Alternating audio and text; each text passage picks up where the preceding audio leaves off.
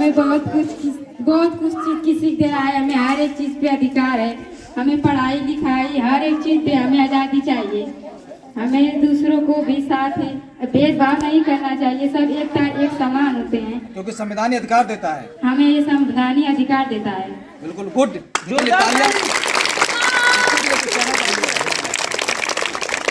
अपने साथियों के लिए कोई संदेश है आपका? हमें किसी भी मुसीबत से घबराना नहीं चाहिए।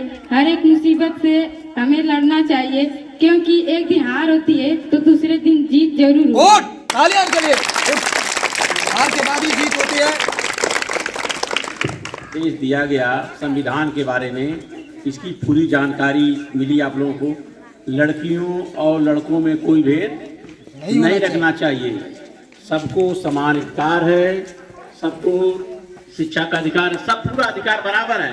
लेकिन जैसा भेदभाव नहीं रखने, लड़कियां भी आगे चल करके बहुत नाम रोशन कर रही हैं। तुम लोगों ने सुना होगा एक बगल की आपकी रहने वाली है कटाई कर जानते हो ना, जिया राय का नाम हमेशा बराबर आता है। विश्व वीर कार्ड बना चुकी है तैराकी में।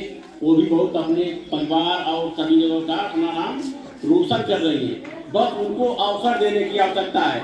इसलिए आप लोग भी ये सब कोई भी अवसर मत छोड़ो, पढ़ो लिखो आगे बढ़ो।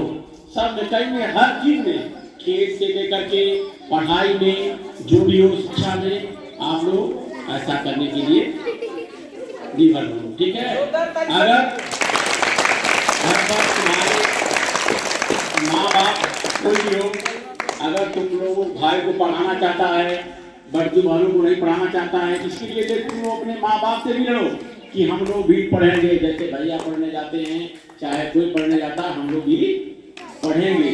ये लड़ो, तुम भी लड़ो, लड़ाई करो अपने परिवार लड़ो। वो झगड़ा मत करो, ऐसा पढ़ने की लड़ाई करो, ठीक है। अब लोग कह देते हैं नहीं ये लड़की रुचि रहेगी, घर क्या काम करेगी। ऐसा नहीं होना चाहिए। सबको बराबर का अधिकार है। संविधान हमको बहुत